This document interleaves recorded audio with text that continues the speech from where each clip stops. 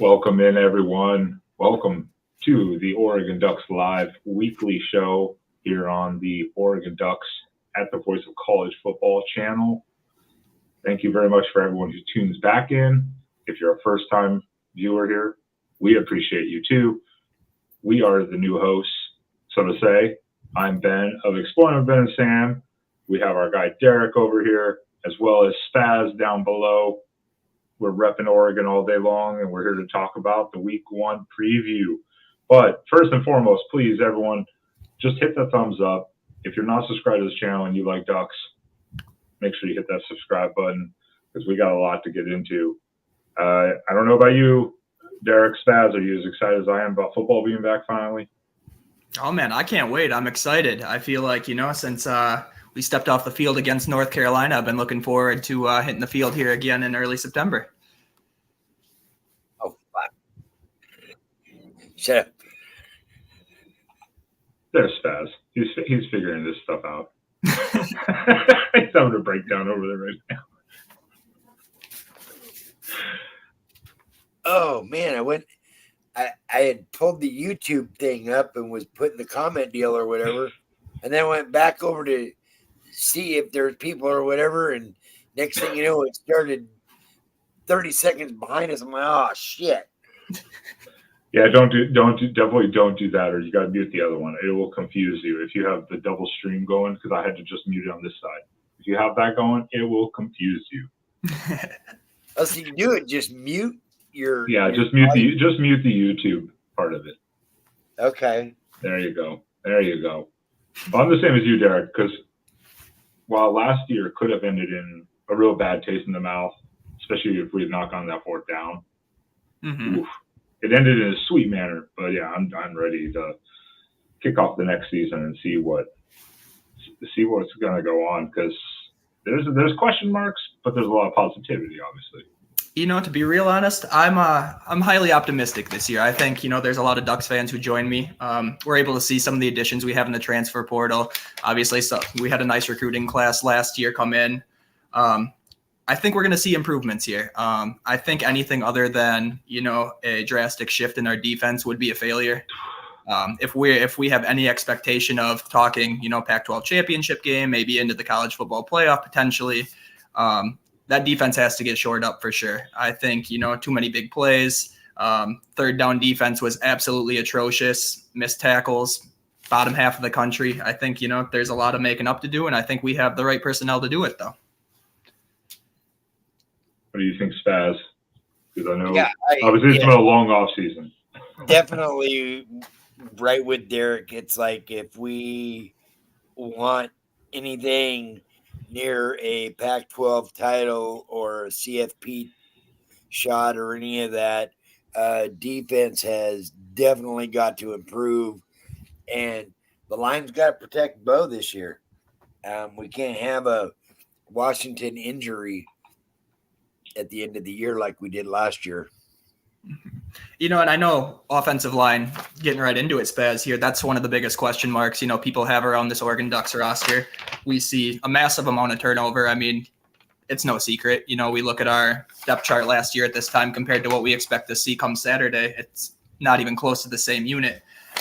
With that being said, I think it's, highly beneficial. We brought in some dudes, with Junior Angelau from Texas. That man has 34 career starts under his belt. Nishad Slaughter, 30 games started at ECU. So it's not like we're bringing in these scrubs here. And obviously we're talking about Cornelius here, who is arguably the biggest FCS transfer in this year's cycle. So I think where we are lacking in experience from a Ducks perspective, I do think we have the dudes who could, keep this continuation of the O-line rolling. I like, we're going to have Connerly looking at this left tackle here, former 5-star recruit. That man's been in our program a couple of years, and we've definitely seen flashes of what he can do. So I'm excited for him to get his chance. And that kind of goes with Jackson Powers Johnson as well. That man has been with the program here, and we've heard nothing but good things come out of camps about that man. So I'm highly excited to see him get a shot as well. And let's pull this up too, because that's it. You're talking about Cornelius. He was FCS, but he was the number one out of Rhode Island, and the Ducks landed him, and a lot of people did. And I wish this ad would go away. Thank you. So And Oregon always does is rotates a lot of offensive linemen. So those guys may not have been starters, but they have a lot of playing experience. It was just about gelling together. But that is one of the biggest question marks is how the O-line will hold up. Because you lose 4 guys on that line, that's not anything small. I mean, that's a significant amount of lost starts. So absolutely, that hurts.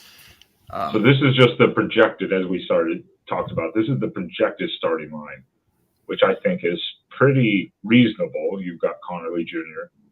and Junior Angulau, of course, Jackson Powers Johnson, Stephen Jones, of course, stepping into those roles like full time now, and Johnny Cornelius, of course.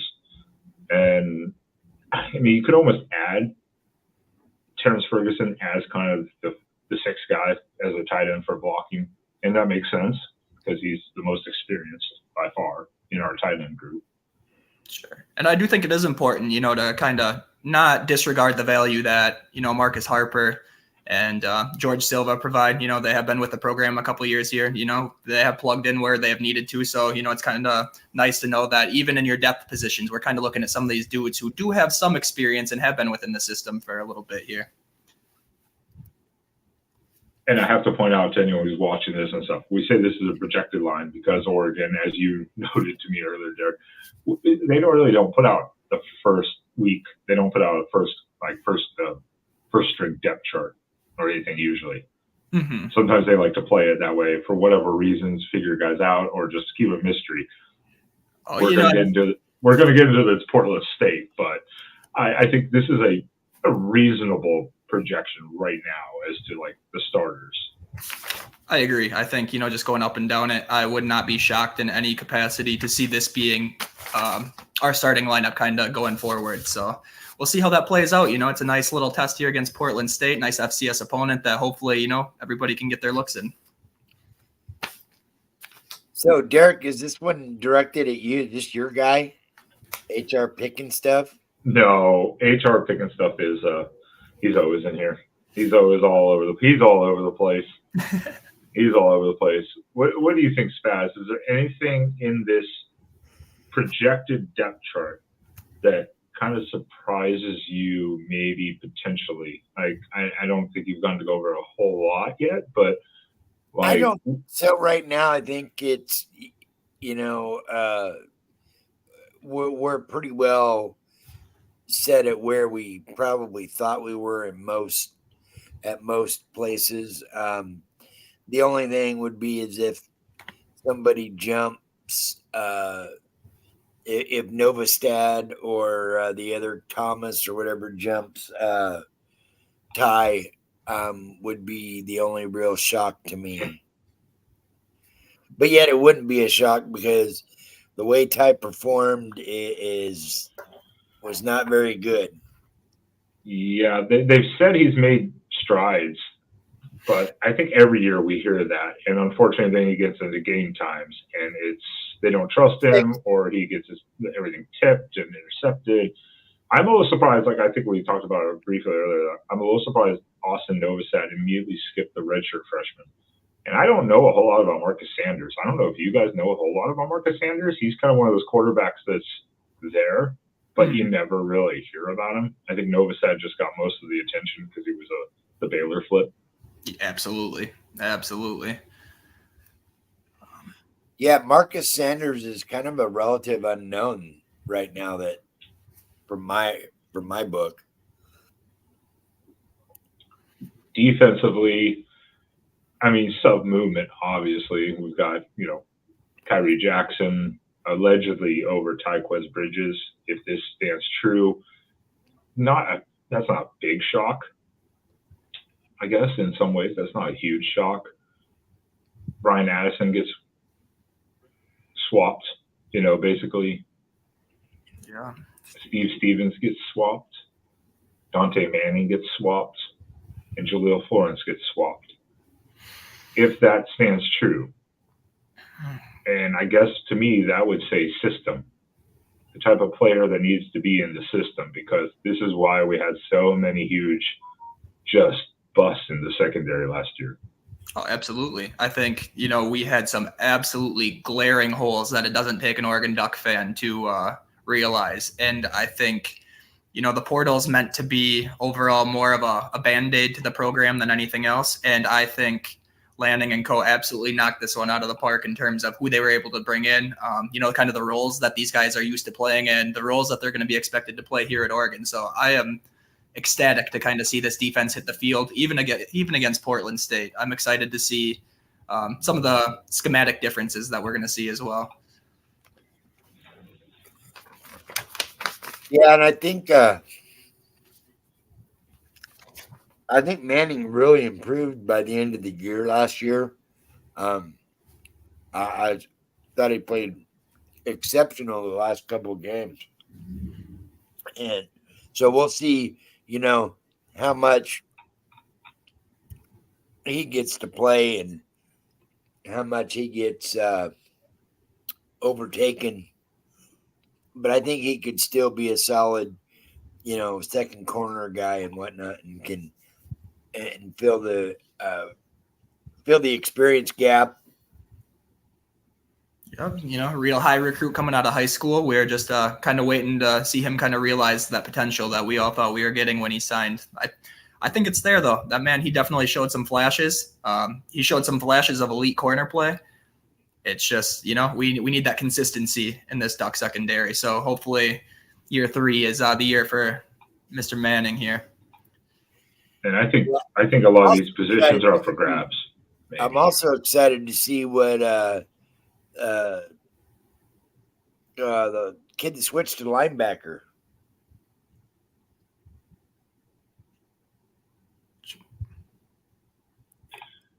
Oh, it's no, they brought him down from safety, right? Yeah.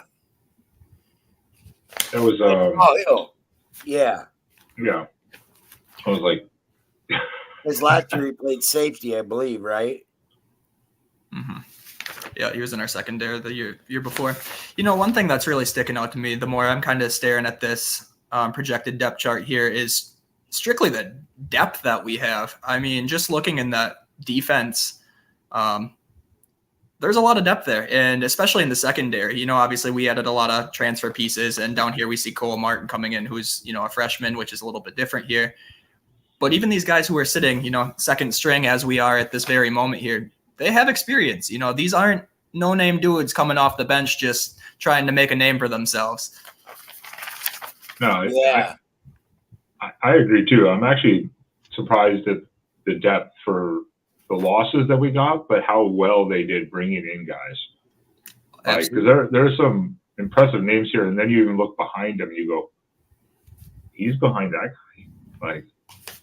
So that shows, I think, the depth that they're starting to build even more than before. Because before, you look at like our receivers over the years, and you go, all right, we've got 3 to 4 really good guys, and now you could argue there's 6 or 7 potentially really, really good guys.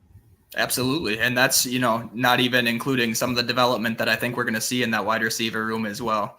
So once again, wide receiver is a position of strength, in my opinion here. I know a lot of people had the idea that it was going to be kind of one of those glaring holes coming into the season, but I think just with the products you bring in to address the wide receiver issue, looking at this depth chart, I feel really good about where we're sitting at. When we have 5 to 6 guys who I would trust with the ball in their hands at all times, I think I like where we're at. You brought in what, three transfer receivers?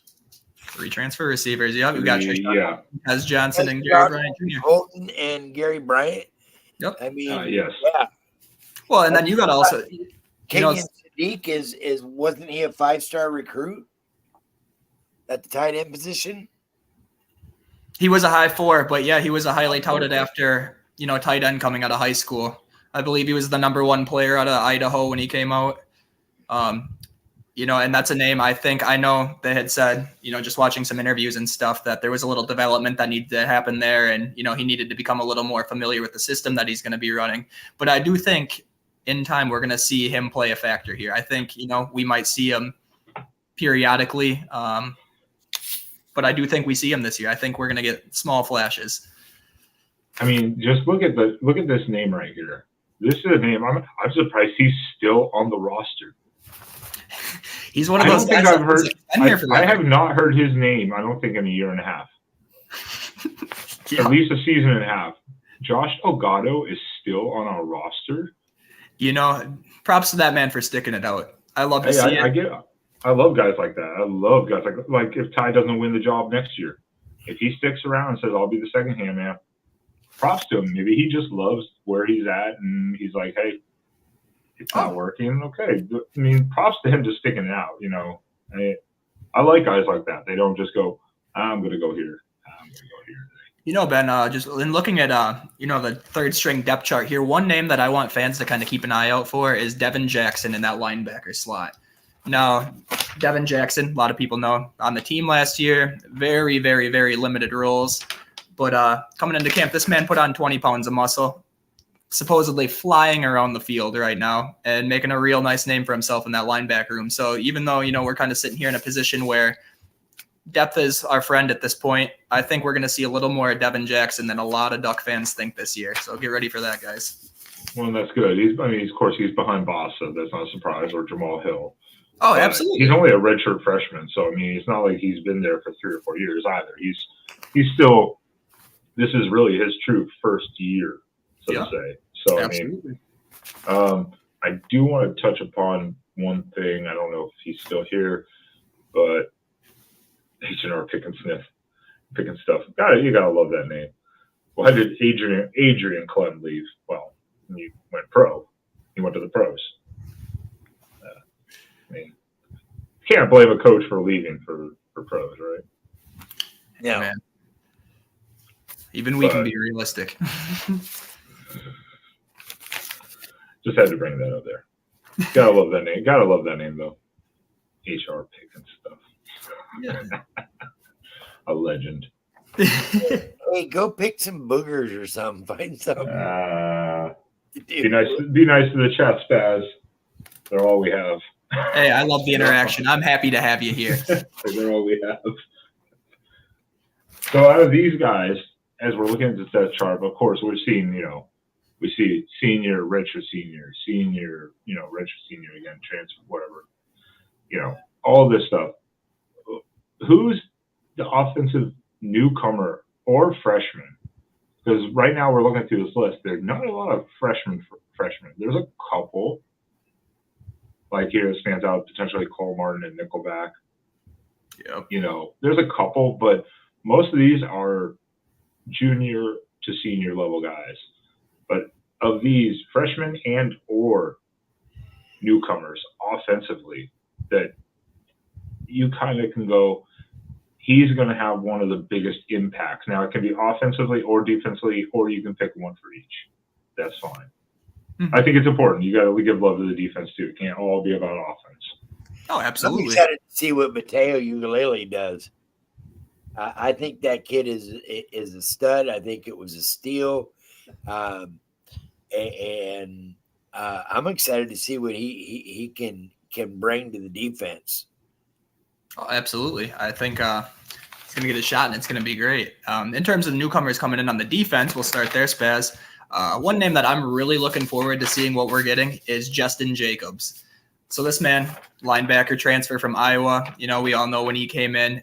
But if we are looking strictly statistically, I think it's a bit skewed. People would look at this and say, oh, there's not a lot of starts there. Oh, he doesn't have a lot of tackles. Oh, he doesn't do X, Y, and Z. What I think people fail to realize is I don't think Justin has hit his stride yet. I do not think this man has come to realize his full potential on the field. He's on the Butkus Award list for a reason as one of the best 51 linebackers in college football in the eyes of the voters. I think we could be getting an absolute stud there, even though, he might not be a household name to a lot of Duck fans at this point. You have skewed my my original pick. Just look at Kyrie Jackson, because you are correct. Justin Jacobs, he's not a known name because he was injured all of last year. So obviously we're hoping he's full speed. That's kind of the question mark right now. We're going to see it very fast, I think. Mm-hmm.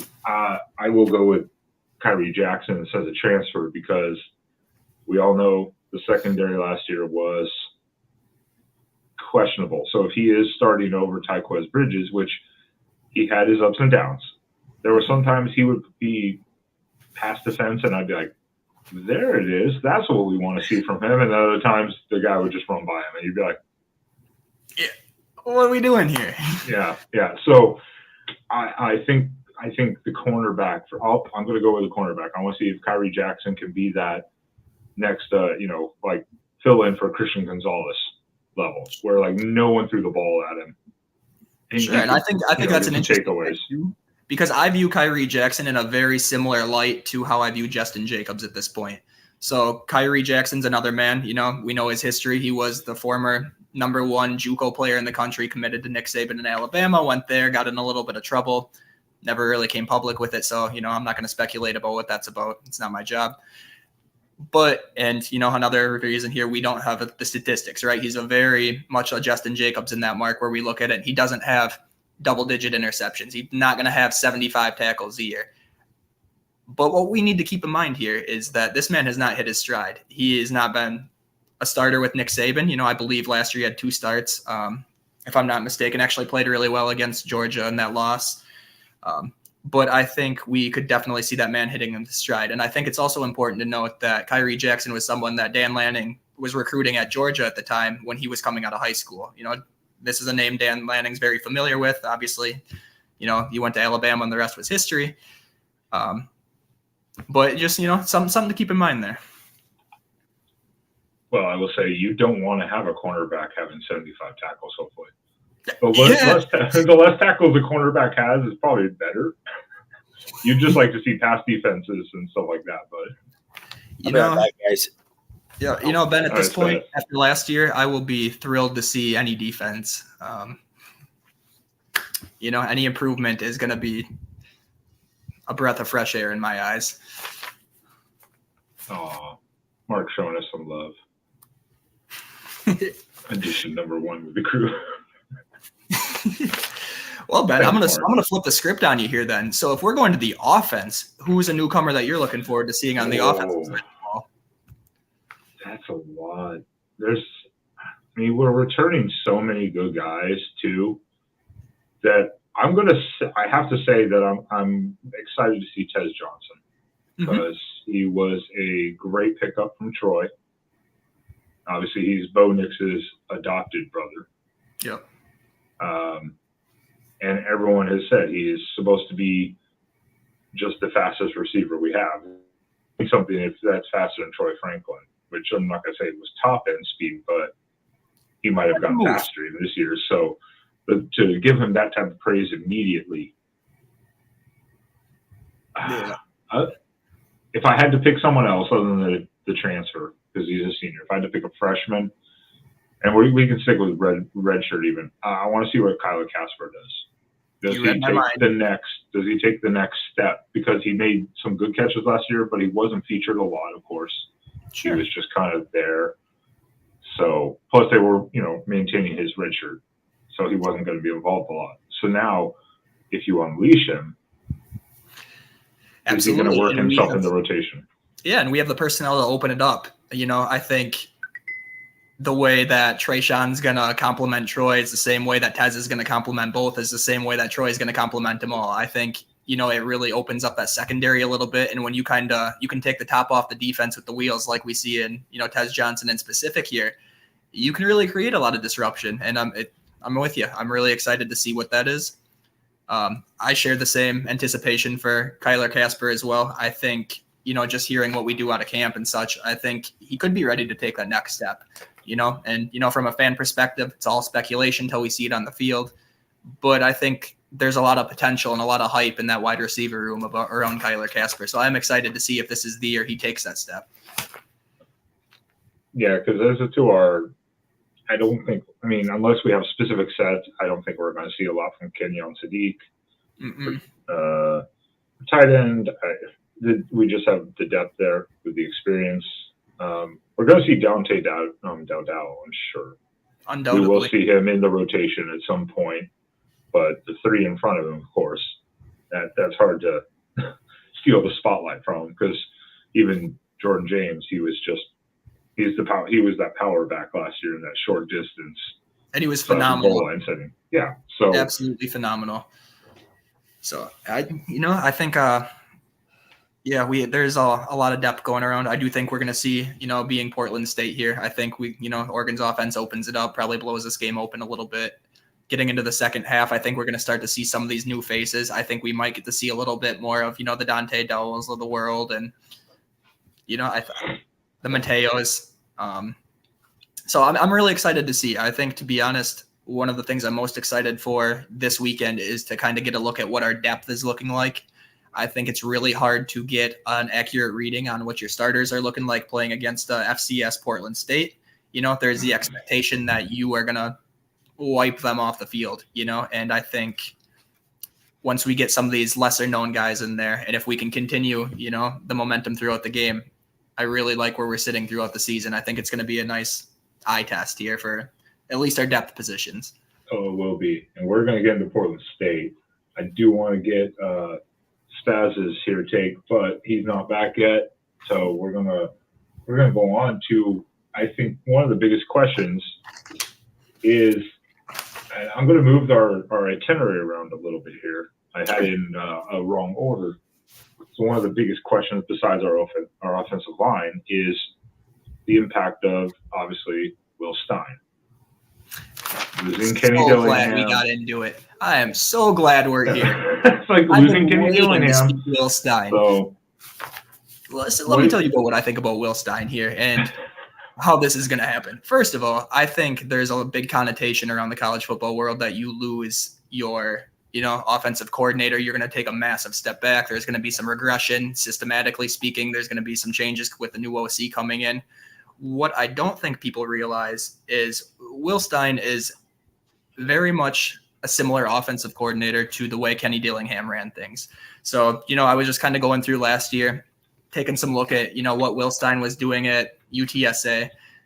And the man led an offense that was 15th overall in points per game across all of the FBS, 9th in total offense. His quarterback had more yards and more touchdowns than Bo Nix last year. Now, let me say, obviously UTSA, whole different caliber of programs they're playing against each week. But what it does tell you is they're not expected to wipe the floor with these programs. This quarterback was excelling in the system. I think it would be a disservice to look at Bo Nix and say he's going to have a massive regression. Thank you. Yeah, very good. Have a massive regression because of the change in OC. Everything we're hearing out of camp sounds great. The coaches seem to gel with the man. I'm going to go out on a limb and say I don't think we're going to see a major difference here. I think in terms of offense, in terms of schematics, in terms of results, I think we see a very similar offense to last year. Not saying it's the same, and we're definitely going to see some differences in how they run things. And, hopefully we clean a few things up with Will Stein coming in. But I do think we see similar results here. I'm on board with that. What do you think, Spaz? With we got into, you kind of walked into it. We went on with the impact of losing Kenny Dillingham and getting Will Stein in, and that's one of the other question marks. Much like kind of the O line a little bit is how will that work out? And so we were just kind of really just getting into like what they did with UTSA last year and pulling up some of the stats for their team. Yeah, I think we'll be fine with Will Stein. I think he likes to throw the ball. Obviously, he likes to do some fast-paced offense, which is right up our alley. We do like to do a lot of no huddle and quick draw. A lot of play action. So that'll be I don't think it's going to be much different. I think it may even actually open up Bo more. He's got the receivers now, I believe, that he didn't have last year. And everybody's talking about SC and all the receivers they have. I think our receiving room is just as good as USC's. Very much as good. And I think that November 21st or whatever that game with USC is going to be a slobber knocker. That's actually something right here. HR Pickens stuff said he's like, I'm a USC fan, but that one scares him. And it scares us, I think, as Oregon fans too, because I think it's going to be a shootout. I think that's the type of game. It's going to be like a. It's going to be like the Wazoo game from a couple of years ago. What was it, 45-42 or whatever? Oh, we've had too many of those with Wazoo. Way too many of those types of games with Wazoo. But that's it. What you just said. So Stein, he likes to run the ball. He does like to run the ball, but he said he likes to take deep passes. And even from UTSA last year, which they're not going to have the talent to the level that we're going to have or we have right now, even their passes were over 8 yards per attempt, that's a pretty good number. Over 8 yards per attempt. That's a pretty decent number. Yeah, and I believe if you scroll down, it's 12 yards per completion, and that's absolutely insanity. 34 touchdowns. See, and this is kind of the thing I'm saying here. I think, strictly because the name change, Will Stein, he's coming from UTSA. What? UTSA, who comes out of UTSA? Oh, Oregon, they got all these transfers. They lost their old line. No, we'll see when we step on the field here. I think people are going to realize more quickly than not that Will Stein is not going to hinder this program. It could elevate it. I'm not going to be as bold to say as it absolutely will. We're going to find out for ourselves. But I do think there's a great shot it does happen. I do believe people had the same question last year, remember, about this time going, is Dillingham the right OC to bring in? Because he hasn't ever really been the OC before, really, Yeah. Well, that worked out pretty damn well. So I'm going to trust in Lanning's decision to go, this is the kind of guy I want. Yeah, and you bring up a great point about Kenny Dillingham too. I believe, correct me, men, if I'm wrong here, but I believe he was the OC at Florida State and Memphis prior to coming to Oregon. And I know a lot of the chit chat in the preseason, and just the banter back and forth was around Kenny Dillingham's story. He didn't do it at Memphis. He didn't do it at Florida State. How is he going to do it at Oregon?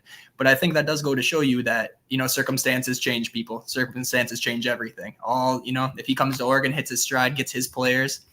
Who knows? I'm not going to come out here and say what's going to happen, but I like where we're at. Yeah, I really like where this team sits right now, offensively and defensively. I mean, again, if you go back and look at our depth chart, like I believe Derek was saying earlier, we have a lot of juniors and seniors this year, and a lot of experience. Maybe not so much at Oregon, but yet the transfer kids have experience. We didn't just pick up guys that sat on somebody's bench for 3 years, and now these guys have all got double-digit starts, pretty much, most of them. Yeah, and I mean, guys like, the Tysheem Johnsons of the world, the Kyrie Jacksons, they have SEC defense experience. I don't care what anybody says. SEC defense is, it's high-caliber defense. It's high-caliber offense. You have to be on top of your game if you want to compete in the SEC. And I think these guys walked in there and, especially Tysheem Johnson, that man, if he would have been an Oregon Duck last year, he would have led us in tackles. The man had 72 tackles last year. For context, Noah Sewell, who came in number 2, had 52. He would have wiped the floor with it. He's a guy we can slide into the nickel position. He was highly effective at Ole Miss, brings a ton of physicality. I think guys like those are the guys we want to be bringing in. Well, and Burge, he just didn't seem to click in South Carolina, but he had flashes where he showed that 5-star potential. In the spring game, he looked pretty decent. Yep. But I want to see him unleashed. And absolutely. I think that's why he came here. Is they went, this is what we're going to do with you, and he went, yeah, I needed a change. He wanted to get out of South Carolina, and he picked the Ducks. And people who are skeptical about that, I would say one thing: Bo Nix. I think it's very similar at Auburn. We have a guy who was a 5-star player committed to Auburn. We expected to see, Heisman caliber player at Auburn. We didn't. We saw flashes, and he was great in flashes. And, when he came to Oregon, everybody expected the same thing. But I think, us 3 men right here, I can look in the mirror and say I was ecstatic to have Bo Nix as our QB last year. I was too. I was like, everybody was like, the national pundits were all about, he really didn't perform at Auburn. He had flashes, but I just don't see him doing that much at Oregon. And I was like, look, I watched him go up and down the field on one of the top ranked defenses, our Oregon Ducks, a few years ago I believe he was a true freshman that year. Yep. Yeah. He beat Herbie. Yeah. He beat Justin Herbert. Yeah. And so I knew, I had a good feeling going in that he was going to be a solid pickup, and he would just get right in and make things happen. And the way he can run the ball and throw the ball, and now that he's got more than just one or two receivers that he can commit to, he's got a multitude of receivers, some tight ends, and backs out of the backfield that can catch the ball. I mean, this team could be very dangerous. Absolutely. Well, last year too, that's it. We didn't have the receivers for him, so everyone looks at the Georgia game and then wrote us off. Which, I mean, trust me, open-heartedly, again, I admit I had to do the post game. It was awful. Then week 2 came around, and you saw the transformation amongst how the offensive players were lined up. That was a learning experience for Dillingham. Absolutely. Well, this year, Stein, if he has issues, only has to go against Portland State. So hopefully he'll see something, and if he has to adjust something, adjust it. But the talent level this year compared to last year at the skill positions is ridiculous. Because last year Whittington started, not Irving, I believe, if I'm not mistaken. Yeah, I do remember him splitting carries virtually 50-50 early in the year. I'm not sure who they designated the starter. I think Whittington started, actually, but then Bucky just grabbed it and ran with it. And so there was a lot of new faces and learning adjustments. Same as Stein. We have to realize there's going to be a little learning curve when you're dealing with the whole lineup. Who's this, who's that, and the play calling. And at least we get a warm-up, though. We get a warm-up with Portland State, so to say. No offense, Portland State. Nobody really knew who he was last year. Nobody had an idea who he really was, and he just took the ball and ran with it and was very impressive last year. That's putting it lightly. That man was he was a spark plug of the offense that needed lightning in a bottle. Yeah, he was after, because he was as close to LaMichael James, for instance, as we've gotten it since then. Since then, we've done Verdell, of course, Rolls Royce, and we've had a lot of real good power backs. But he was the last real shifty one, maybe outside of DeAnthony Thomas, but he's a slot receiver.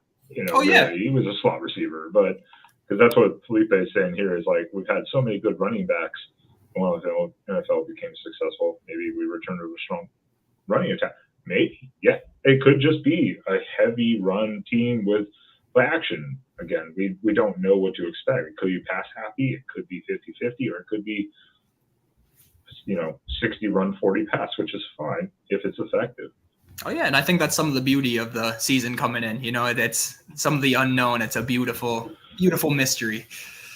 But these stats do show a good amount for what we expect from Stein in the sense of it, because he doesn't want to change the system too much. He doesn't want to screw with what's not broken, as he put it. And the numbers here are good, and especially when it comes down to the end of the day, the win-loss, that's a good record still for this team.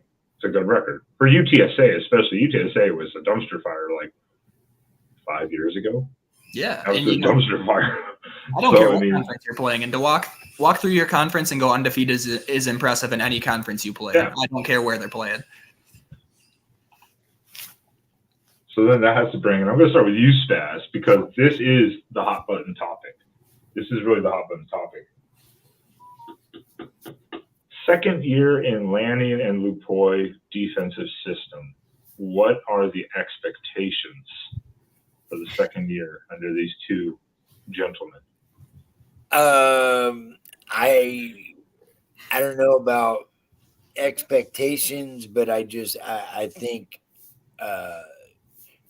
I think we can really improve our defense, especially with the guys that have been with Lanning Lapoy already. I think that makes a big difference. I think we're really gonna have a big improvement defensive wise this year, because now guys are into the system and they have an idea of what the play calls and coverages and things like that are going to be. And I think it's just going to make us that much better defensive wise. Sure. Well, Spaz, just kind of compounding what you were going for. Prior to our show today, I was going through and just kind of looking at some numbers from last year. By the way, Oregon fans out there, don't look at the numbers from last year on the defensive side of the ball. I'm going to do you a service here, and I'm going to summarize this for you. I'm just going to walk through 3-4 key statistics last year that I think we would all argue were very important to the defense schematically. Yards per game. We ranked 74 in the country. Third down defense last year, 123. Yep. Opponent rush yards per attempt, 73rd. Passing yards per game given up, 110. Sack percentage in terms of how often we're getting to the quarterback, 127. And penalties per game, 115. That is garbage. That is absolutely atrociously awful. A great way to sabotage your defense. You give up big plays, can't get the big stops, commit massive amounts of penalties. You can't stop the air, and you can't stop it on the ground. There's nothing that can be done. With that being said, going into year two, in terms of what my expectations are, I don't know if you guys share. Ben, I'm going to be curious to kind of hear what your expectations are. I think anything other than a drastic improvement is a massive failure to this year. I think if we go out there and we see the same defense in terms of, the plays given up, the penalties, X, Y, and Z, I think it's an atrocious failure. And we're probably going to be looking at the floor of this Oregon team. I think, defense is clearly important. We can put up points all game, but if we don't stop anybody, we're not winning anything of significance.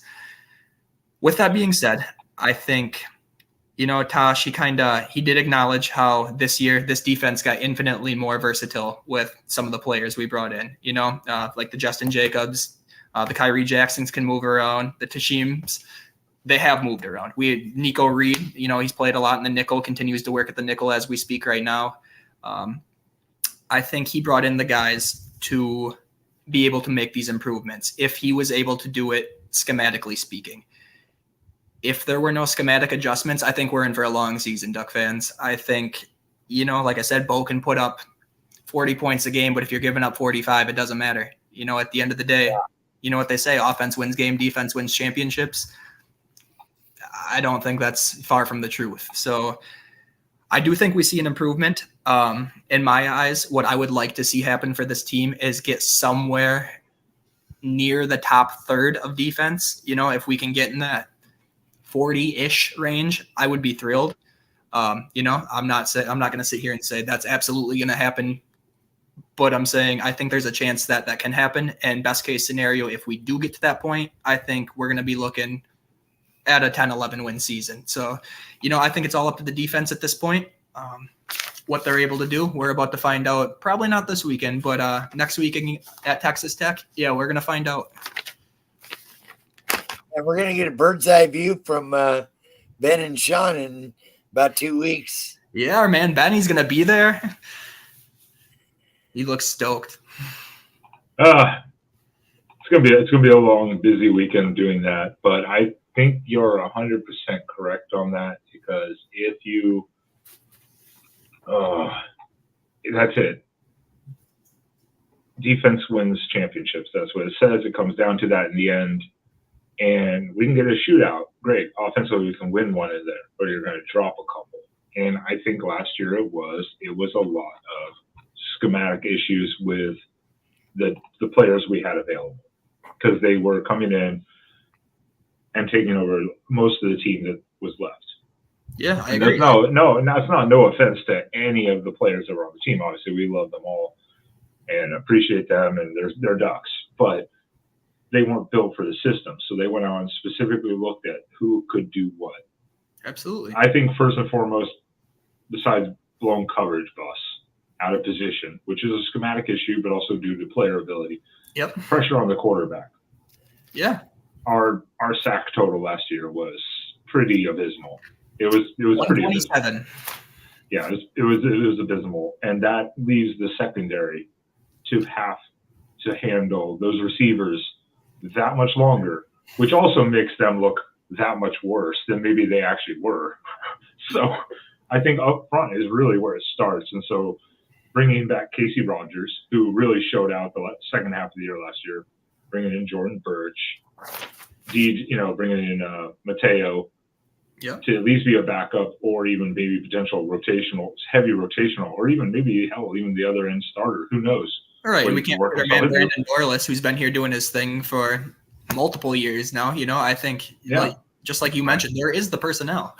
And there's someone that always gets overlooked, and so I always like to give the shout out when I can, is that, remember, Oregon went out specifically in, I believe, early February it was, and grabbed Chris Hampton, the defensive coordinator from Tulane, to work with zone coverage, which ended up giving USC fits in the second half of that game against them. And they went and got him specifically to help, because I think Lupoy and Dick Lanning want to run man-to-man a lot, but maybe they're not as versed in zone.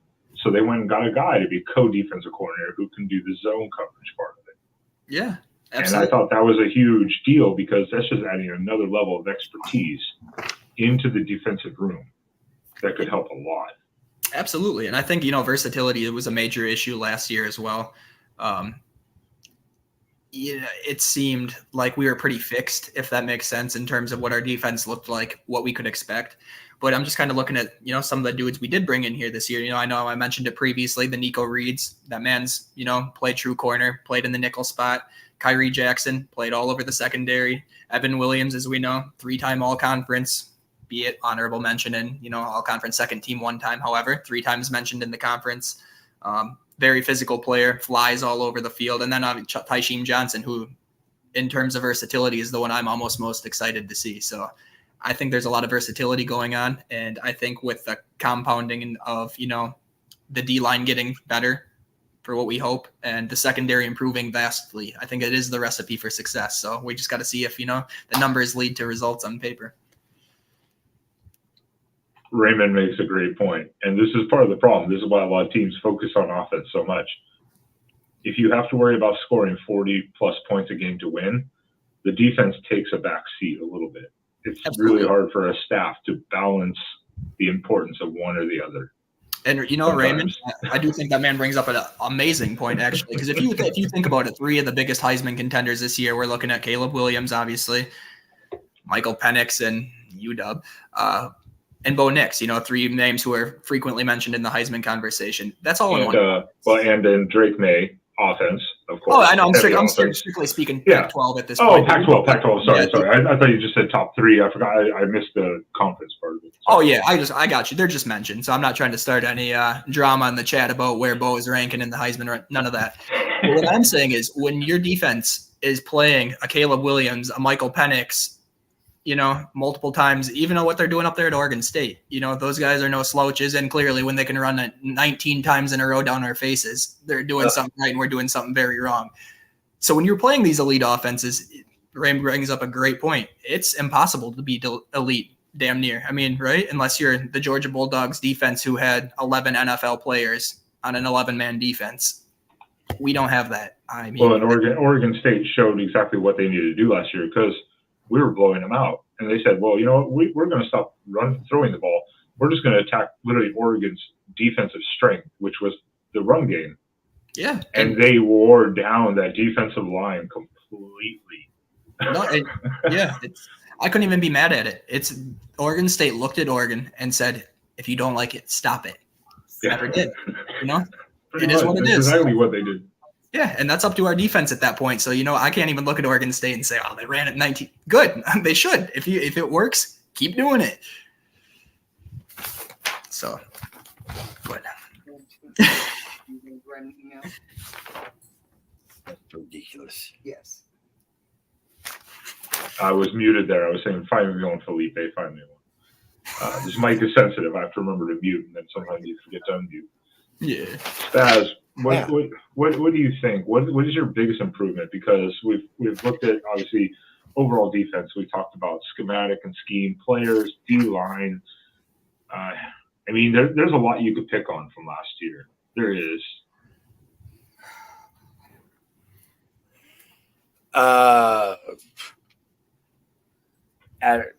Sorry, lost my train of thought, guys. I've got other things happening. Sorry.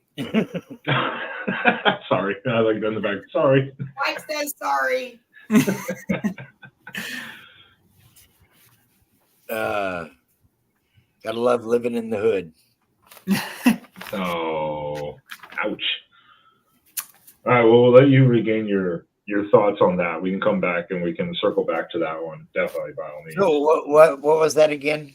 It was in the sense of the defense. What's your biggest concern or need for improvement? Not concern, but your biggest need for improvement this year compared to last year? Because we talked about secondary, schematics, and then D-line. Secondary,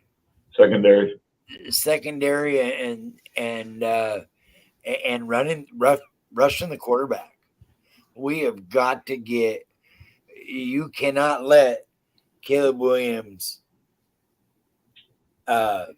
Jordan, Deloria, fucking Michael Jaden Delora, yeah. I mean, you can't let these caliber of quarterbacks that you have in the Pac-12 sit back there all day and have an hour to throw the ball. They're going to kill you. It's fair. So we've got to get some pressure. We need some Kayvon Thibodeau type guys that can come off the edge. And I believe that's what the reason why what's his name said he wanted to switch to the linebacker position so he can run the edge more. Yeah, I think you hit it right on the head. I think it starts up front. You know, Ben, actually, you brought up a great point that made me kind of realize this here a second ago. When you're not rushing the quarterback and you are giving these guys infinite amount of time, obviously your secondary is going to look atrocious. It's unrealistic to expect a cornerback to trail some of these Pac-12 wide receivers around for 5-8 seconds at a time. It's not going to happen. They're going to get open. So I do think it starts with the rush, though. And I think, you know, like we mentioned earlier in the show here, that was kind of addressed.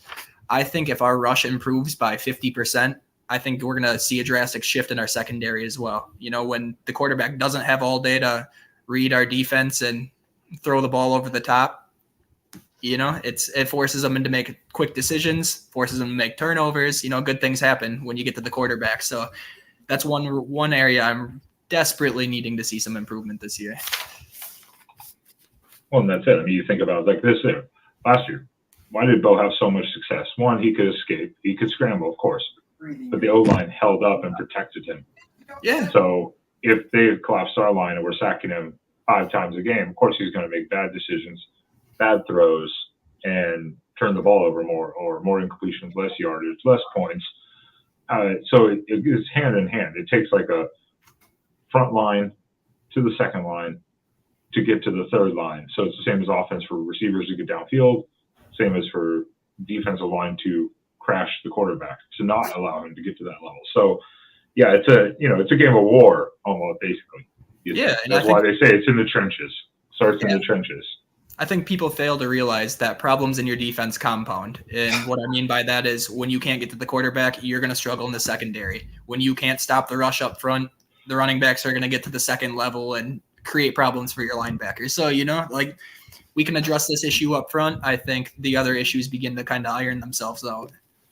Which is why if you see a cornerback that leads the team in tackles, there are problems way before him. You got it, my friend. Way before him. A cornerback should never be left to have to tackle a running back. You know, I know Jeffrey Bassa played a lot in that kind of hybrid role last year, but he did lead our team in tackles, and it was not uncommon to see him in the secondary. So do with that information as you will. Yeah. There it is. Now everybody sees the problem. Tackled by Jeffrey Bassa 30 yards downfield. Yeah. No, you don't want to ever hear that. Never want to hear that. Or wow, look at the D lineman chasing that guy down the field. It's like, well, where's the corners? Why is the D No. lineman chasing the guy down the field? You know, you don't ever want to hear that.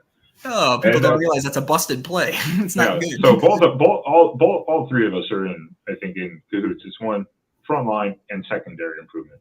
Absolutely. I think the linebackers, as they are, regardless of replacing people and stuff, if you fix the D line and the secondary, the linebackers will handle themselves. It's when you have problems either way, the linebackers are left alone. Yeah, and the linebackers in a weird position. Yeah, I probably have the most confidence in our linebackers, to be real honest. Going kind of back to that depth chart, even bringing in guys like Connor Soley from Arizona State. He was kind of a rotational guy there, and he's going to be a rotational guy here at Oregon. But we're rolling too deep in linebackers that have, FBS experience here. So this is great. I agree though. We need to just see an improvement. Like you look at even some of the best Oregon teams. Just say the last 15 years, those defenses were at best like ranked 35th. Yeah, 30th, 35th at most. That was like the highest. There was never in top 20 or top 10. No. But that was good enough with an offense. Oh yeah. To hold their own. And at one point, you take that rank we had last year and you move it up to number 60. There was probably 2 extra wins. Well, right, and I'd say go back to the defensive rankings when Eric Armstead and DeForest Buckner were fronting that D line. Same defense. You had Ifo Ekpe-Olomu in the backfield or in the secondary, excuse me. But they created disruptions, and the defense was infinitely better statistically speaking. So I think if we can, get any form of shadow of those players and what we have this year, we'll be all right. Yeah, I'm pissed. I have to agree. We just want to see an improvement. That's the biggest thing. Just show me a general improvement, and I will be at least satisfied. At least we'll be like, okay, cool. We're taking the steps needed. If we don't see an improvement, then I'm going to go, what is happening? Yeah, exactly. I think, like I said, it will be a colossal failure if we see no improvement this year. I would be absolutely devastated as an Oregon fan to see this talented roster go to waste because our defense can't get their shit together. Well, especially with the talent. That's the biggest thing. With all the people we brought in, I need to see it. Then we have one other expectation. Not expectation. I guess what would be your expectation? And I'm working on it right this second. I don't want to disappoint you here. I wish I had a better shot of this. What is your expectation when it comes to Mr. Bodacious? I wish that was a better screenshot. I really do. I didn't. There we go. That's better. I should have blown that up more. I love it. Dude, I would like to talk about that for a minute, actually. One thing I see on social media, just very briefly, is I don't think people understand what the purpose of this is. I think there are a lot of fans out there, both Oregon fans and non-Oregon fans, not to be biased, that don't quite understand what they're going for here. I don't think this is a Heisman campaign. I don't think this is trying to, push Bo Nix up in the spotlight coming from a Pac-12 program. What I do think this is about, though, is strictly visibility. I think when recruits see that they're able to be on, the side of a building in New York City or downtown Dallas, Texas, or you get a full page piece of paper in the New York Times, I know we're in the digital age now, but those are kind of a big deal, even when it's strictly exposure speaking. I think a lot of what deters people from Oregon and what I see other fans say is, well, no one wants to go to Eugene, Oregon. No one watches their games. They play at midnight for everybody else. But this is what we're starting to do to kind of address that. And I think it's doing a wonderful job. Whether people care to admit it or not, people are talking about it. And that's all that this is, that's the purpose of this thing right here, is to create a conversation to get Oregon in the names or in the mouths of certain people. So people can, say what they like about the billboards and the newspaper articles, but it's not a Bo Nix Heisman campaign. I hate to break everybody's bubble here. This is strictly a visibility thing. That's what I'm going to leave it at. That's what it is. I love it. I think it's great for the program. I think it gives your program a look, and and it gets people to look at your program. So it's like exactly like Derek said. I think it's a model of look at us, look at what we can do out here. This you can be a part of this. Yeah, Come absolutely. join this family. Right on the head. Well, then especially with going for the Big Ten now, it's going to be stretching to the East Coast in the sense of the Absolutely. conference. So it is a tool to say, hey, you can come over here and now it's still the same thing. You're going to be seen everywhere. Is it a little Heisman like nod? A little bit, of course, because Sure. Joey Harrington, of course, it's going to be that way. I did like the little dig that Michael James threw out on Twitter at Joey Harrington or something. I think he said, well, I don't know if he said it to Joey Harrington, but he said, Bo gets 2 of those. I didn't get one. And Joey's like, maybe you can ask him to share one with you. I was like, damn. Little friendly banter. Yeah. I was like, dang. But yeah, you bring up a great point. And, I was living in New Jersey about 6 months ago, and people fail to realize that's Big Ten country. Whether you realize it or not, that's where Rutgers is. And sure, it might be the edge of Big Ten country, but that's Big Ten country at the end of the day, and it's a great way to reach some of these East Coast recruits. You don't think people who are in Massachusetts or Virginia, for example, are seeing this billboard in New York City posted all over social media? Oh, yeah. They know. I promise you they know about it. They know. Oh, yeah, there are people that see it and they go, hey, I live kind of close to it. And they're like going out reposting it because they're like, wait, we live like 4 blocks from there. Yeah. Just to post it, to look at it. And it's like, it's everywhere. And I'm like, you can't blame. What in Texas? That was kind of odd. See, that's one I can understand, though. That Oregon to Texas pipeline is a major, major factor every year in recruiting. I think that one makes the most sense to me, just in terms of your audience that you're kind of going for there. I understand that one in Texas. That makes sense.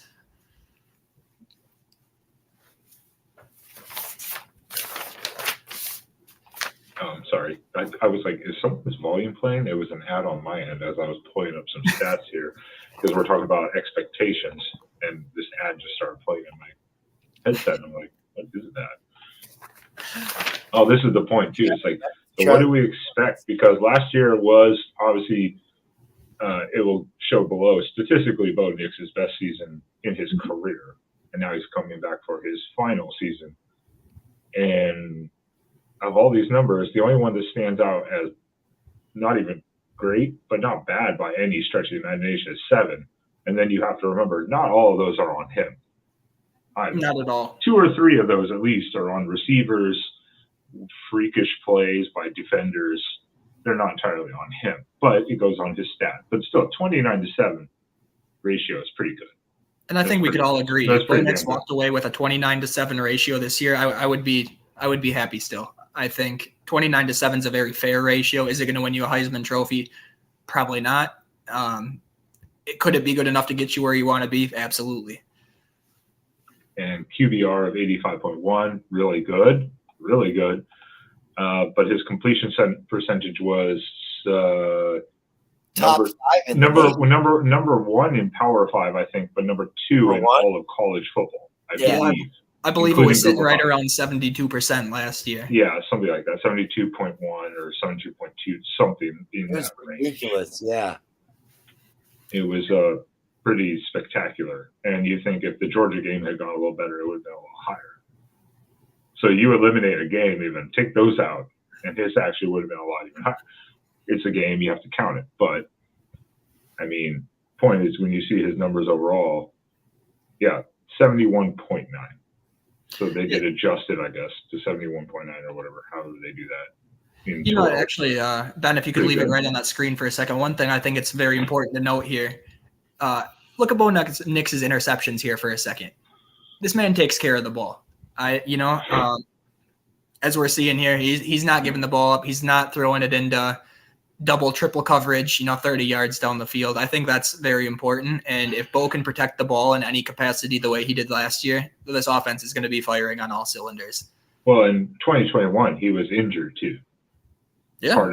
He wasn't even playing the whole game. But you look at the sacks. I mean, this is a big thing. Why, too? 17, 21, 12, and a 5. Yeah. And erase one of those because one was against Stanford, which I still call crap. So it's actually 4, but 5, Yeah. whatever. Then yardage, 25. His best season was this first year, 2,500 some yards and 6 interceptions, 16 touchdowns. Oregon, 3,500, almost 3,600 yards, 29 touchdowns, 7 picks. And I would not be surprised to see that number hover around that 3,800 mark at the end of the year. And his rating.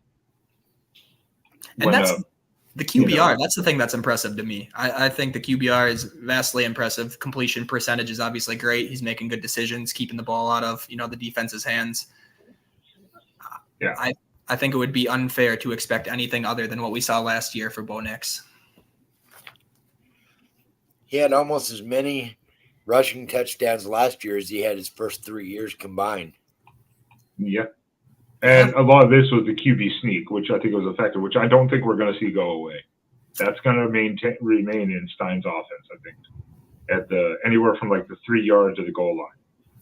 QB sneak's going to stay.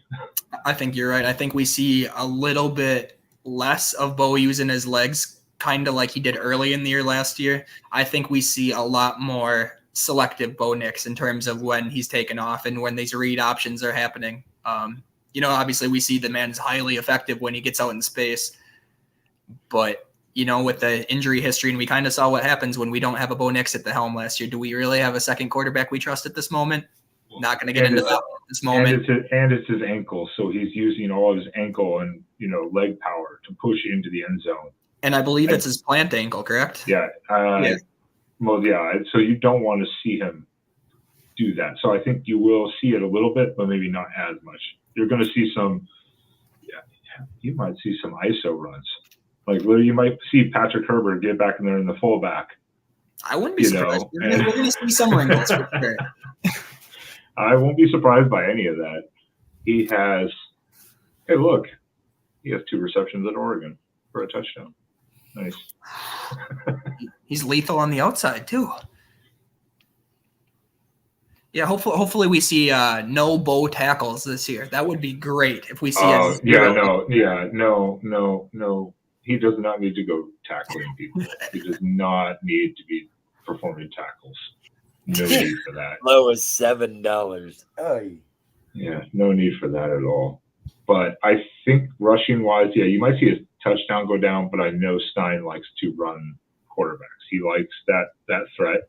So you will see him run. I think he said, if I'm not mistaken, in his original press conference, he said he likes to see about at least 5 to 8 quarterback runs, designed quarterback runs a game.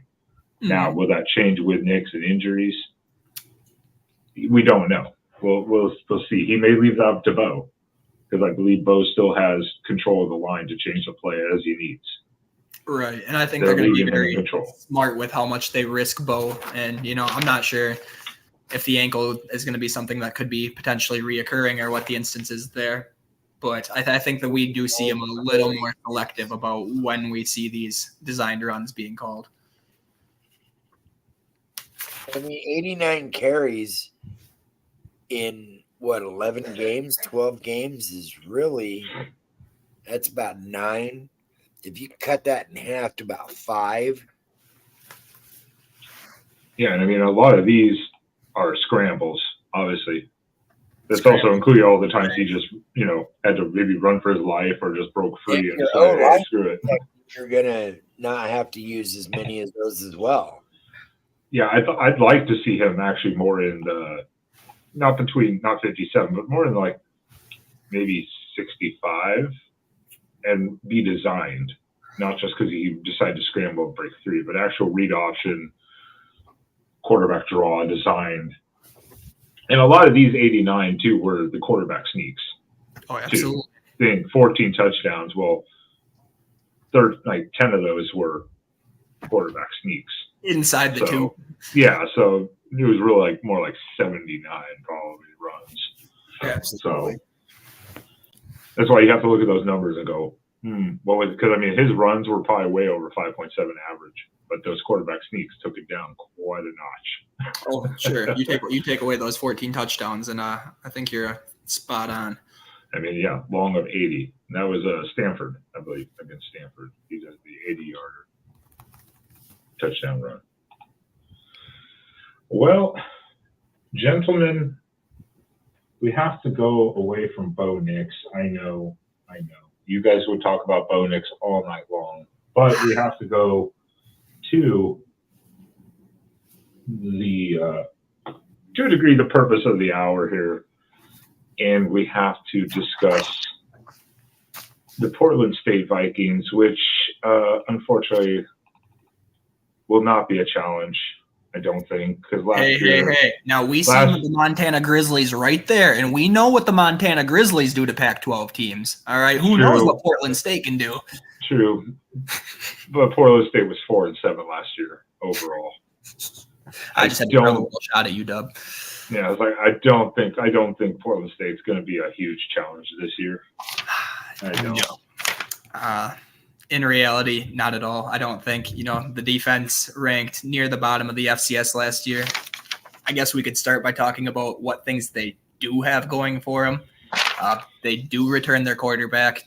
They do return the vast majority of their wide receiver room. They do return the vast majority of their O-line. Defense brings a few players back. It's, like I said, ranked near last. Do with that information as you will. They're a fast team. They move on speed. I don't think the physicality is going to be much of an issue. They're a fairly small team. I think we see Oregon kind of run up and down the field at will, with Bucky and Noah. Jordan James should have a heyday. But you're like watching Notre Dame Navy all over again. I would love to see it even worse. That would be great. Yeah. They have zero capacity to compete with us. I think it'll be over quickly, but it kind of goes back to something we touched on early in the show. Is I think this game right here is more about what our depth is going to look like than anything else. So I'm kind of excited to get into that second half and hopefully see some of these guys who are staring at the second, third string at their respective positions. Yeah, absolutely. Yeah, I mean, with all due respect to Portland State.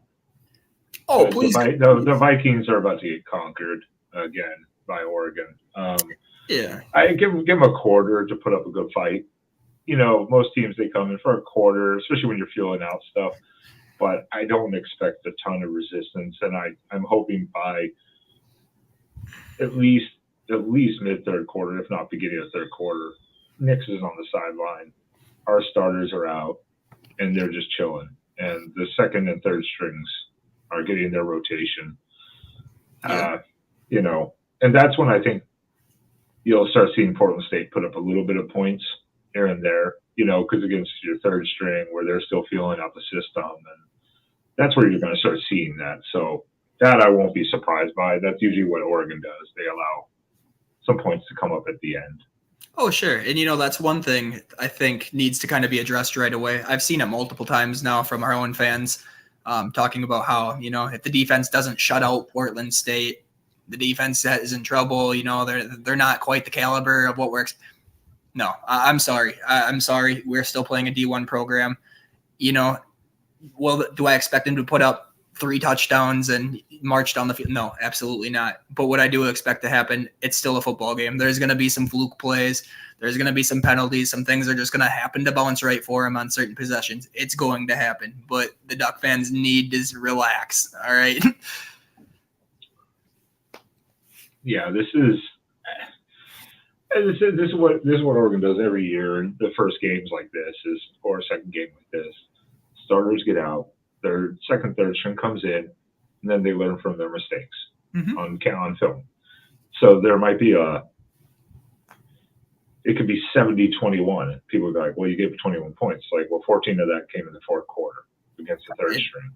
That's where it's specifically fully against the third string. So it's like, who cares? It was 21. It was a 37 at the end of the half, and then we blew it out, and then they just kind of got a couple late touchdowns. I mean, who cares?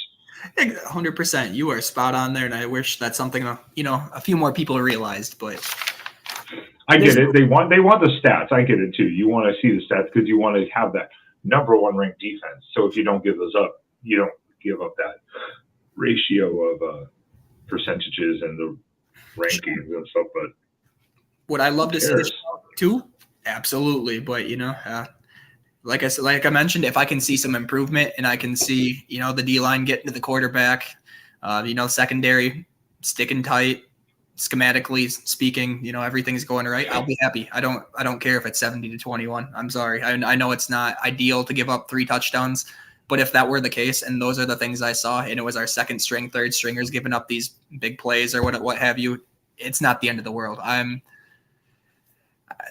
We need some experience. And going into next week's game, not to look ahead, respectively speaking to Portland State, but next week in Lubbock's going to be no cakewalk. So I think we need to get our shit figured out real early in the season, and this is a great spot to do it for all 3 lines. I think for me, by the end of the first half, I mean, ideally, you'd see like 35-0. Mm-hmm. But if it's 35-7, end of the first half, 35-7, I don't think that's too outrageous.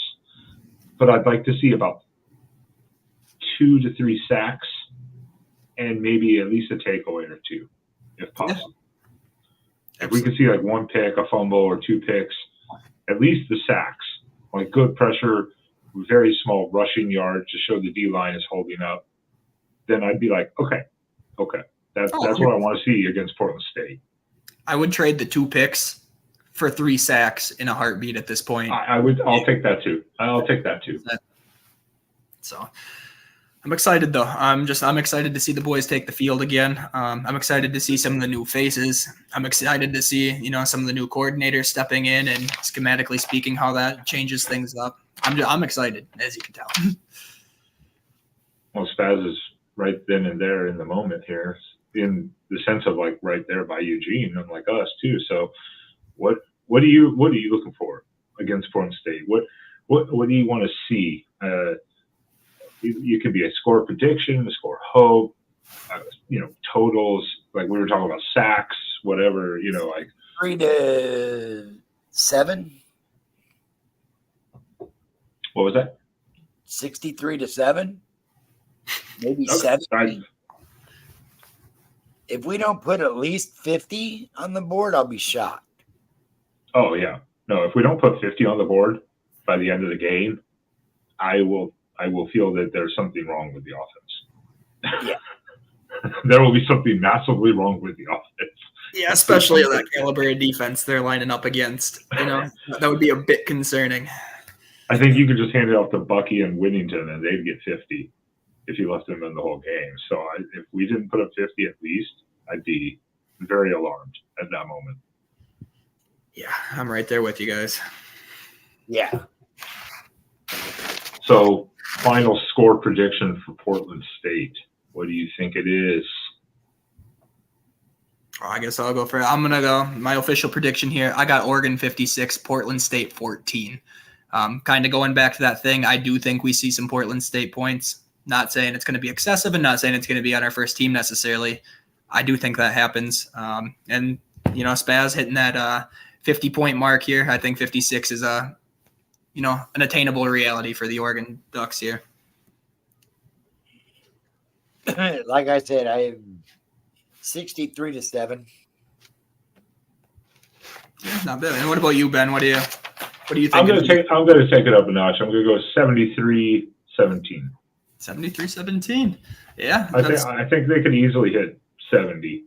I don't think they're gonna try to run it up too much, like to embarrass them, like set the team record or anything like that. But again, a field goal for Portland State is not unheard of either, just because you let them in that area. So, and that could also include a couple 4th down stops inside the 35-yard line. Mm-hmm. That's going to happen, but those are important stops to make. So I'm going to give Portland State a little here. Would I be surprised if it's 20, 21? No, but I'd say 73 for Oregon. Yeah, right there with you. I think 73, it's a lot. I think it's attainable, especially, like I said, the caliber of defense we're playing, the caliber of offensive weapons that we have, and the frequency of those offensive weapons. I think we're going to see a shootout here. Raymond is not loving PSU right here. Raymond, 9 points? let me tell you what, brother. That is a great score prediction, and I would be ecstatic to see 72-9. I love where you're at. I would take it. I'll take 72-0. I'll take that too. I mean, I would take that also. Absolutely. So we're going to see very quickly. It's coming up fast. It's very fast. that it is. That we will be in the heart of the college football season before we realize. Oh, man. Well, I think we have one other specific thing to look at, and that is overall team expectations, as we talked about a little bit, but we didn't go into in depth. And we're not going to go into in depth in the sense of game by game. This would take us, we could go on for, I would say, easily an hour plus just on game by game. But one thing people have to remember here is when you're looking at the schedule, think of the past coaches in general, since especially Chip Kelly. Now, Chip Kelly had a special thing because he was the OC. Mm-hmm. Well, his first year, he went to Rose Bowl. Second year, national title run, at least to the game. Mark Helfrich, second year, college football playoff to the national title game. In his second year also. Mario Cristobal, Rose Bowl win, second year. Dan Lanning is now in his second year. Now, the difference here, though, compared to those is he has a different OC, whereas Chip Kelly still had Mark Helfrich. Mark Helfrich had Scott Frost. And Mario Cristobal had not Mirabal? Avalos. Alex Mirabal? No. Mirabal was the line coach. Mm. He had not Avalos. Avalos is the DC, right? Yep. Why do I always forget the OC? He was like the unknown guy. He went to Nevada, I think. Yeah, I got you. But he had the same OC that year too.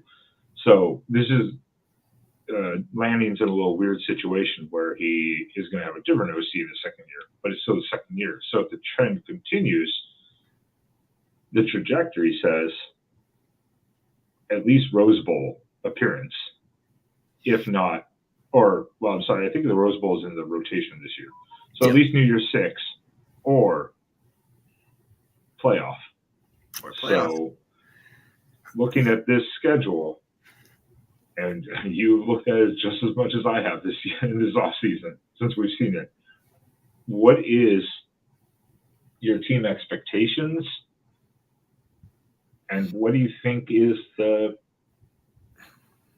I mean, let's just start here. Let's simplify this. Derek, what is your top 4 worst games? The worst ones we could face, the hardest ones. The 4 toughest ones. First off, I'm going to start out with our week 2 battle at Texas Tech. I think nationally speaking, this is a game that kind of gets looked over a little bit. You know, Texas Tech not necessarily expected to come out Big 12 champions this year. What I don't think people realize is that roster has a lot of continuity from the previous year, and I think they only got better. I think they addressed their roster in the transfer portal the same way. A lot of the players they're returning are impact players, including, former Oregon quarterback Tyler Shuck. Well, I'm excited to see him this weekend. Wish no ill will there. But I think Texas Tech is going to be a toughie, especially being our second game on the road with a new OC and a defense that, let's be real, at this point is a little suspect. Moving on, obviously, I can't overlook Saturday, the 14th of October at UW. The last time Oregon was at UW, I was personally there. We got a nice W there. And once again, before I say anything about that game, I won't say anything about that game until I see what this defense looks like. With that being said, I think that's one of the tougher ones. At Utah, I think each of us sitting here understands the significance of going to Utah, playing the Utes. They are always a well-prepared team. I don't care if Cam Rising's not at 100%. I don't care if they lost the defensive members. That team is always ready to go. And then playing in Salt Lake City, it's been tough, not just the Oregon Ducks across the college football landscape. It's been brutal. November 11th, USC comes to town. I think that's one of the matchups that all Duck fans are likely looking forward to the most. We're looking forward to seeing a Bo Nix versus Caleb Williams. I know I'm personally excited for it to be in Autzen. I'm sure you guys are as well. Just, we need every advantage at that point we can get. But, even watching this weekend, I think our secondary is really going to be put to the test, and we will see exactly how good our defensive line is come November 11th. And then I know you said 3-4. Obviously, I can't overlook Oregon State. It's a rivalry game. They got better. Once again, it's all up to the defense. If our defense shows up, I like our chances. If our defense falls flat and doesn't look any different, might go the other way again. So I think those are obviously the impact games of the year. The ones I'm kind of a little nervous for personally. What about you, Spaz? What are you looking forward to? I was just reading Mark's email he just sent to us all. Mm-hmm. The 4 games I'm concerned are Texas Tech, Washington, Utah, and USC. Sure. I would include the Oregon State game, but that's going to be revenge factor. And if we're healthy going into that game, I think we're going to run the shit out of those Beavers into oblivion. I'm right there with you. I would love nothing more than to see them absolutely wipe the floor with the best of the Mountain West. So, yeah. Same. Or AC or... Oh, I'm sorry. I meant Pac-4. What did I mean? I don't know. We'll see. There's no fear for Colorado? Let me tell you this, Ben. I'm so looking forward to hanging up a 35-point margin W over Colorado. I believe they are the single most overhyped team in this country. Could this come back and bite me in the ass come September 23rd? Sure, maybe. Maybe Deion's got stuff right up there. Maybe they click on all cylinders. I'm willing to bet a whole lot of money there. That's not going to happen. I'm not worried about Colorado. I'm not worried about Deion Sanders. I'm not worried about Travis Hunter. I'm not worried about Shedeur Sanders. I don't care. I'm ready to roll over the Buffs. I'm sorry. You're not worried about Stanford the next week? I am more worried about going to Stanford than I am Colorado. Stanford has been a death sentence for Oregon. So, no, I'm not saying shit about Stanford. I respect them, and I hope they treat us well. That's a fair statement right there. I'd be more afraid of Stanford, honestly, just because it is a curse. And I'd be more afraid of playing at Arizona State than hosting Colorado because of the desert.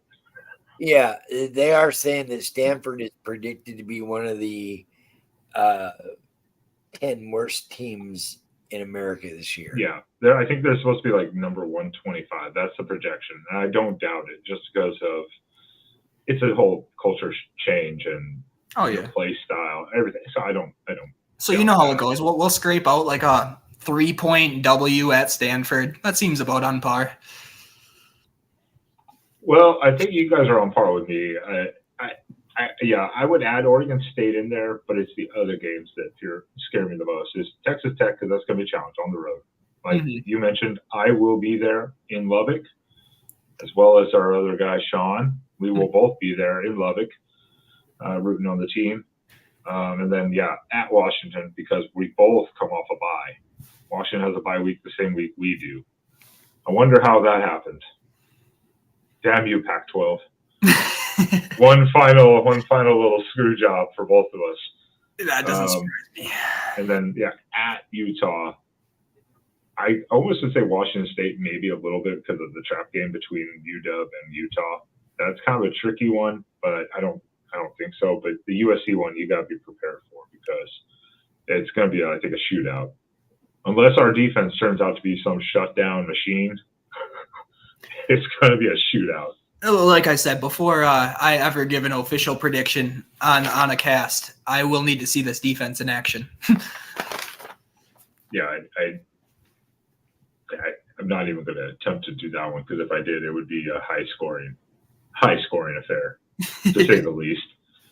Right. This would be like 2010 and 2011 or 2012 when it was like, what the hell? Like, that game just never ended. It was fun.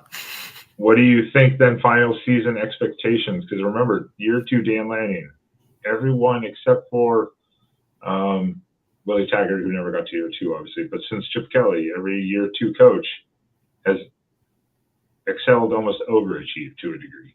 Mm-hmm. So year 2, Dan Lanning, what are we expecting? Stas, let's start with you. What are your final season expectations? Like final record, regular season. Let's not say win-loss in this, but do you expect a title game appearance or a New Year's Six Bowl? What do you think your season record will be, and where we go from there? If everything goes right, 10-2, 11-1. That's a good year. That would be a great year. That 11-1 would most definitely be a college football playoff berth. 11-1 probably gets you in the CFP. Well, with the title With the title game, absolutely. Depending on who we play. If we play another undefeated team, for instance, and that was our one loss, and avenge it. Or I'm seeing a lot of Oregon against UCLA Pac-12 title predictions. I saw Josh Pate made that prediction as well. UCLA, Oregon. And then there was what was it? 4. It was Ohio State, Alabama, Oregon, and I think Iowa. I don't remember. Or Penn State. I've seen that one. Yeah. Yeah, it was Alabama, Oregon in one of the CFPs. I would take on Nick Saban.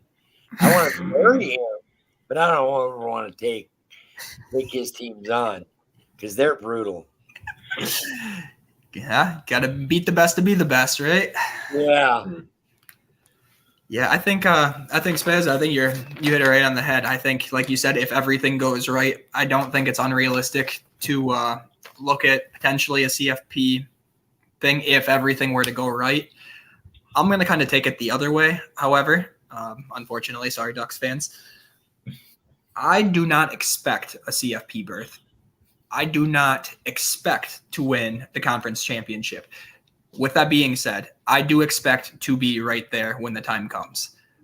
This is my way of saying I need to see this defense in action before I'm going to come out and say, I expect to win. I expect to go to the college football playoff. We don't even know what we have at this point. All this is all speculation until, the clock starts ticking on Saturday. So I think in terms of what an expectation is, I think an expectation for me would be out of Texas Tech, Washington, Utah, UCLA, and Oregon State to beat 3 to 4 of those teams. Going undefeated in Pac-12 play, as we know, it doesn't really happen very often. There's only one team ever to do it. And I don't expect that to change this year, especially with the caliber of QB play. The margin of error in each game it got infinitely smaller. But with that being said, if our defense shows up, if Dan Lanning's ready to go, Raymond, I like where your head's at. 11-1 would be fantastic. If all that happens, I like where we're going to be sitting. I think we very well could be in contention for a college football playoff come conference championship week if everything goes right. I'm pretty on board with both of you in the sense of that. And like Raymond, 11-1 would be great. I'd love to say 11-1. Conference title appearance and at least the potential New Year's Six or CFP appearance. I'd love to say that. I'm in the range of like what you just said. If out of those games we won 3 of 5 or 4 of 5, we'd be in great shape. Because what we don't realize is last year we didn't know that these other teams were going to be that good. No one knew Washington was going to be a 10-11 win team or Oregon State was going to be a 10-win team. And UCLA would be a 9-win team, solid 9-win team, and that Utah would still win the Pac-12 again. And we beat Utah last year, so all with a broken Bo Nix, So I mean, I would say this year, if we were to go 10-2 with a title appearance, or be on the brink like last year, even be right there. If we hadn't lost the Beavers, we were in the title game. If we're on that brink right again with the type of potential that we saw last year come out, and it follows through this year with the other teams, 10-2 would be a pretty good season. I would say that's a pretty competitive, pretty strong, good season. But the defense needs to step up. That's the only problem. It's the same thing. Yeah, expectations. Reality is a different matter. We could easily be 9-3 in the conference alone, total throughout the conference. I mean, you never know. Derek has muted himself finally. That's amazing. If this defense doesn't improve at all, I think we could honestly be looking at an 8-4 team here. You know, it's all up to who's gonna show out. It's possible. I mean, you never know how teams are going to respond to this. I'm hoping the caliber of players we've gotten, second year with coaching experience, second year in the system, the defense especially. Hopefully. Yeah, I know what my heart expects, and I know what my brain expects.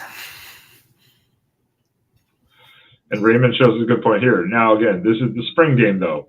But I will say, the spring game, I was very impressed with the defense.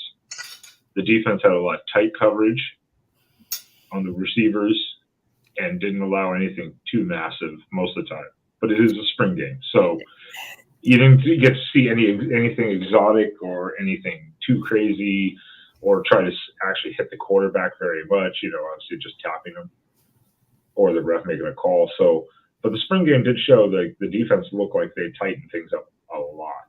But absolutely, we have to see when it goes against a team that's preparing for you. Sure. More than the team you go against. So yeah. The spring game's a nice little preview, but at the end of the day, you're taking your reps against the same guys you're taking your reps against 5 days a week. So, I mean, it's nice to see when you're competing with your own players, especially some of these, high skill position players. But like you said, I would like to see that defense show that same type of physicality week 2 at Texas Tech. And this schedule, while there's obviously Florida State, great warm-up game, like that. Then Texas Tech, cool. Hawaii, okay. Colorado, whatever. Stanford, okay. Bye week, Washington. Well, then we get into the tricky games where you have Washington State. But after that, you have to go to Utah. Then you have Cal. Then you have USC. Then you have at Arizona State, so you have to travel. Then you have Oregon State. This is the part of the season. If we come out of this 5-0, this is the part of the season that's really going to say everything. Mm-hmm. Unless one of these teams just totally falls apart. And, every year we see, our Ducks march down and go into a game like a Washington State, like a Cal, like an ASU, where they have no business losing that game. And somehow, some way, they find Washington last year, at ASU. Lost to Arizona State last year. I mean, if we even think back to Washington State last year, it's an absolute miracle that they came out of that game with a W. That was a miracle. That should not have happened. It is. 5 minutes left. I was like, well, that's the game. We lost. 5 minutes left. I was like, nah, it's over. Yeah, I don't think we can have one of those games this year and be looking at a CFP berth. I don't need the heart attack.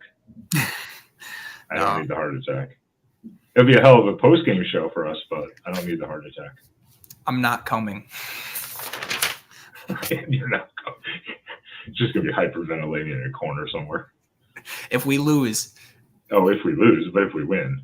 Oh, I'm hyperventilating the other way. I think we're all in agreement then. I mean, this could go anywhere. Hopefully 10+ wins, but I agree. I could see a 9-win season here if these teams all stay pat with what we expect them to be on the second half, including even Texas Tech. You never know. Texas Tech could be the TCU this year, where they just all of a sudden those like 4 or 5 losses they had last year, they turn into W's and they just figure it out. McGuire has got him going a little bit down there, at least to see him last year. So you never know what's going to happen with him. We're going to find out week 2. We are going to find out week 2, exactly. What happened to the post-game show? I don't know. Nobody showed up. It'll just be me. It'll just be me and my sad face of like. Oh. I'll come on, but I'm not. Oh, damn it, tabs. Well, this has been not too bad. apparently I have an email I have to read from Mark. He's probably saying stop doing that. Yeah, he's chewing us out. Probably. No, it was pretty mellow. We'll talk about finally that. got We'll the talk heat. about that offline. We'll talk about that offline here. But everyone, once again, if you're not Duck fans, we appreciate you tuning in too, just to see what we have to think, because just like you, we're football fans. We have to endure the pain or success every week, no matter what happens. That's just how it goes. So we appreciate everyone joining us here. And we are going to be back with you this Saturday evening for the post-game show, along with our other guy, Sean, following the Portland State game, as well as next Tuesday for, again, the Oregon Ducks live show. And you are checking it right out here now. There we go. So, Derek, do you have anywhere people can follow you on real quick? You can promote yourself all you like, social medias, anything you want. Yeah, I mean, sure thing. Absolutely. Follow me on Twitter. You know, I'm very active in the Ducks community on Twitter. It's at Wait Who's Derek. My name's Derek Zelmer. Yeah, I look forward to interacting with anybody throughout the year. I wish I had a tab for that. Go ahead and post that in the chat now that you are a mod. You can do that. It'll actually link you to your Twitter directly, hyperlink it. It'll do that for you. Sure. That way people can then follow you, and they'll find me there here. But also, Spaz, you don't have social media? Huh? You don't have social media. No, not at all. At the Rocky Classic on Twitter.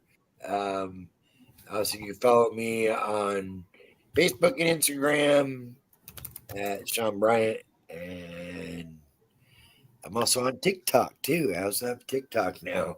Uh-oh. Not TikTok video. I was like, I might have to check this out personally. Yeah, It might be an 18-year-old or 18-year or older account.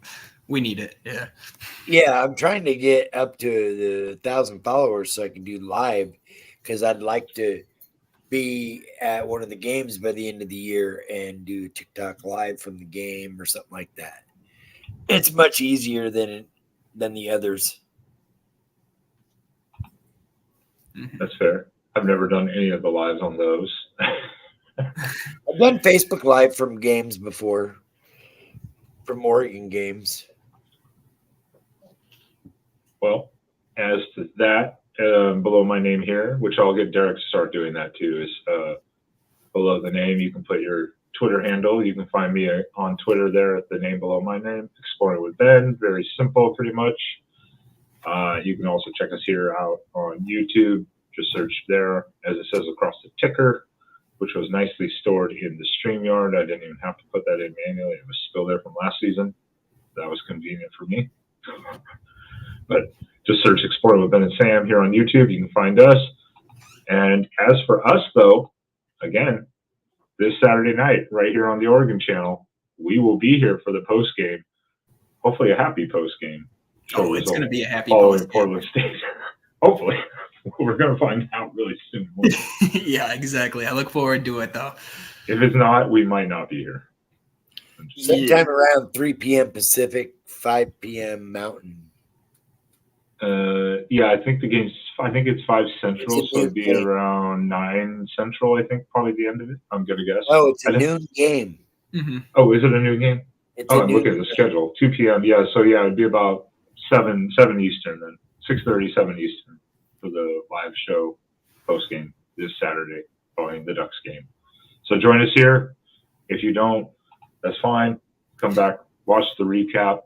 Make sure you hit that like, hit that subscribe, and join into the community of the Voice of College Football. And we appreciate it a lot. And as they would say on another podcast, gentlemen, thank you very much.